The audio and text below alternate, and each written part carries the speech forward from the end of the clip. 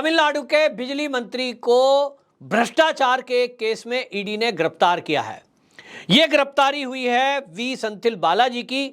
इनके ऊपर आरोप है कि जब 2011 से लेकर 2016 के बीच तमिलनाडु में AIADMK की सरकार थी, तो ये सेंथिल बालाजी उस समय परिवहन मंत्री थे और इन्होंने उस समय विभाग में नौकरी के बदले रिश्वत ली है और उस रिश्वत के मामले में बाकायदा शिकायत हुई थी। मामला कोर्ट तक गया और जब वहां कोर्ट में चार्जशीट दाखिल की गई तो इसमें यह खुलासा हुआ कि यह घोटाला करोड़ों का है, जिसमें परिवहन विभाग के वरिष्ठ अधिकारी भी शामिल हैं। यानी बड़े बड़े अधिकारियों ने मिलकर इसको लूट किया है। और इसको बता दूं कि इस सब मामले में पूरे तमिलनाडु में जनता में आक्रोश था और इसीलिए कोर्ट ने यह आदेश दिए थे सारा घोटाला देखते हुए ईडी को। और ईडी जब इस मामले में एंट्री करती है तो ईडी काफी दिनों से इसको ट्रेस कर रही थी, क्योंकि पैसा जो है वो करोड़ों में है इस भ्रष्टाचार में, जिसमें कैश फॉर जॉब आपने देखा कि जिस तरह से रेलवे भर्ती में लालू प्रसाद यादव के ऊपर आरोप है कि उन्होंने जमीन लोगों की ले ली नौकरी देने के नाम पर। और इसी तरह तमिलनाडु में ये इन्होंने लोगों से पैसे लिए और नौकरी लगाई गई, बाकायदा रेट कार्ड तय हुआ और अपने कार्यकर्ताओं के जरिए ये लिस्ट तैयार हुई। जिन्होंने रिटन टेस्ट दिया उनका नंबर नहीं आया, जिन्होंने पैसे दे दिए उनका नंबर आ गया। एक तरह से आप देखिए तमिलनाडु में भी जैसा ये केस का खुलासा हुआ है, ऐसा ही आप देखें कि पश्चिम बंगाल में भी TMC सरकार के दौरान शिक्षक भर्ती घोटाले का खुलासा हुआ था और वहां भी इसी तरह का लगभग काम हुआ था कि ग्रुप C है, ग्रुप D है, उसकी भर्तियों के लिए पैसे दिए गए। उसमें TMC के कार्यकर्ता, TMC के विधायक, उन सब ने वो लिस्ट तैयार की और जिन्होंने रिटन टेस्ट दिया उनका नंबर नहीं आया। और ताज्जुब तो ये था पश्चिम बंगाल में कि कुछ तो 8वीं पास उस नौकरी में टीचर लग गए जिसके लिए ग्रेजुएट या पोस्ट ग्रेजुएट की आवश्यकता थी। और इसी तरह अब ये तमिलनाडु सरकार का जो घोटाला खुलासा हुआ है, इसमें आपको बताएं कि अब कांग्रेस बोल रही है, TMC बोल रही है और सब एक सुर में एक ही बात बोल रहे हैं, केंद्र सरकार बदले की भावना से कार्रवाई कर रही है। अब ये बताएं कि वो जो गांव वाले कहावत बोलते थे कि चोर चोर मौसेरे भाई, बचपन में वो समझ में नहीं आती थी कि इसका मतलब क्या है, चोर चोर मौसेरे भाई कैसे होते हैं, लेकिन अब समझ में आ रहा है। इन नेताओं को, राजनीतिक दलों को देख करके लग रहा है। अब आप देखिए कि वो इस समय DMK में हैं और जब घोटाला हुआ, जो आरोप लगा 2011 से 16 के बीच में AIADMK पार्टी में वो मंत्री थे, तो कांग्रेस को तो कहना चाहिए कि भाई भ्रष्टाचार किया है, सख्त से सख्त कार्रवाई ईडी करे। इससे जनता में एक मैसेज जाएगा कि कांग्रेस जनता के साथ खड़ी है। लेकिन मल्लिकार्जुन खड़गे को लगता है कि यदि इस केस में उन्होंने ऐसा नहीं बोला, ईडी को बदनाम नहीं किया, तो कल को कांग्रेस के नेताओं का भी नंबर है और उनके तो राहुल गांधी और ये सोनिया गांधी का नंबर है। नेशनल हेराल्ड मामले में जो घोटाला घपला खुला है, उसमें जो कार्रवाई हो रही है, उनको लगता है कि आज उनका नंबर आया है, कल को गांधी परिवार का नंबर आना है और इसलिए सारे नेता एक सुर में बोलते हैं। अब उसमें आप देखिए कि लालू प्रसाद यादव एंड फैमिली फंसी हुई है IRCTC घोटाले में, नौकरी के बदले जमीन के घोटाले में।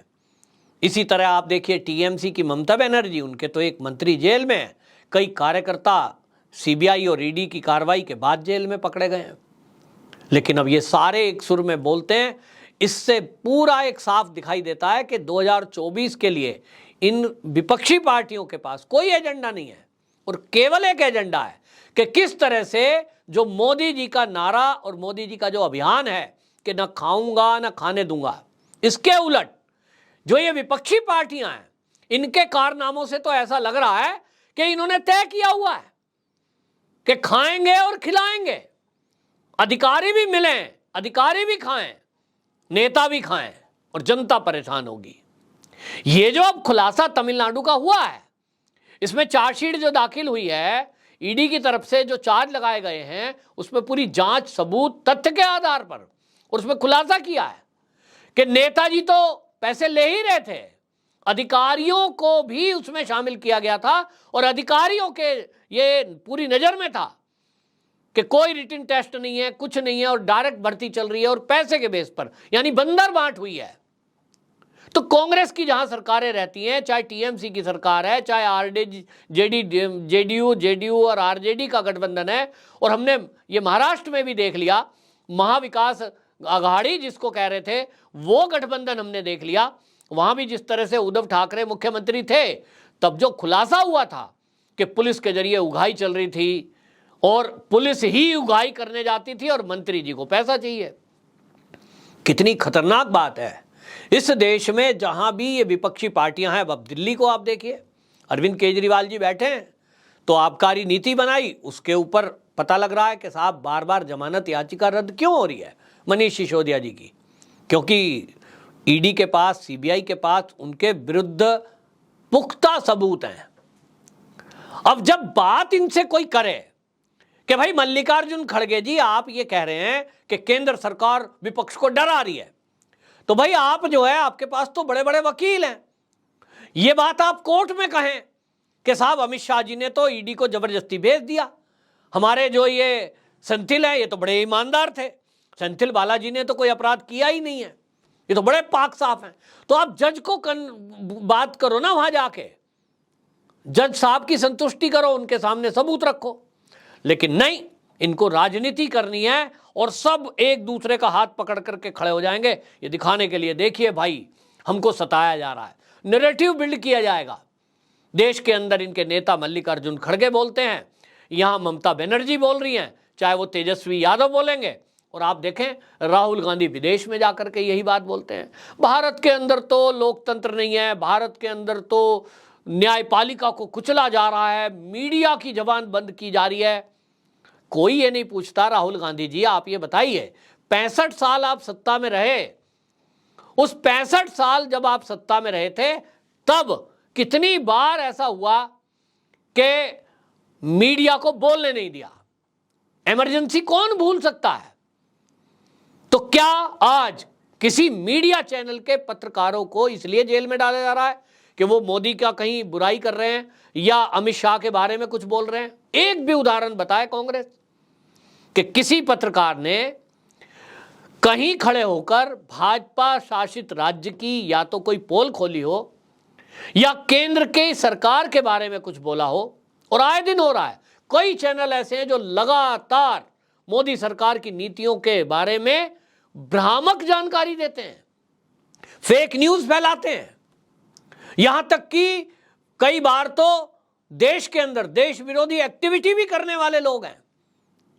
सरकार तो उनके खिलाफ कुछ नहीं कर रही क्योंकि साहब वो पत्रकार हैं, अगर उनको पकड़कर जेल में डालेंगे तो फिर एक नैरेटिव बिल्ड किया जाएगा। बहुत सारे लोग मुझसे कहते हैं कि साहब ये जो सरकार है, ऐसे जुबैर टाइप के बहुत सारे लोग हैं, मोहम्मद जुबैर ने देखिए क्या किया कि एक वीडियो क्लिप को शॉट किया, फिर उसको एडिट किया, फिर उसको डाल दिया और उन्होंने भारतीय जनता पार्टी की प्रवक्ता वो जो नुपुर शर्मा थी उसकी मुसीबत खड़ी कर दी। और इस तरह से जो कर रहे हैं इनके खिलाफ यदि पुलिस कोई एक्शन लेती है, उत्तर प्रदेश में जुबैर के खिलाफ जो सबूत मिले पुलिस को, वो बताया कि किस तरह से वो दुर्भावना और किस तरह से वो लोगों को भड़काने का काम हो रहा था उनके ट्वीट्स के जरिए। पुलिस ने कार्रवाई की, गिरफ्तारी की, सुप्रीम कोर्ट में केस गया, तत्काल सुप्रीम कोर्ट ने कहा छोड़ो भाई, सारी एप्लीकेशन जितनी भी एफआईआर है इसको स्क्वैश करो। तो केंद्र भी सोचता है कि भाई जब इनके ऊपर कार्रवाई करें तो कार्रवाई में फिर ये नैरेटिव बिल्ड करते हैं, देश विदेश का चैनल मीडिया सब इनके पक्ष में खड़ा हो जाता है और राहुल गांधी एक नेता के रूप में हो गए, ये विदेशों में जाकर पहले ही बदनाम कर रहे हैं। तो ये एक पूरा नैरेटिव बिल्ड करने की कोशिश की जा रही है, जबकि हकीकत ये है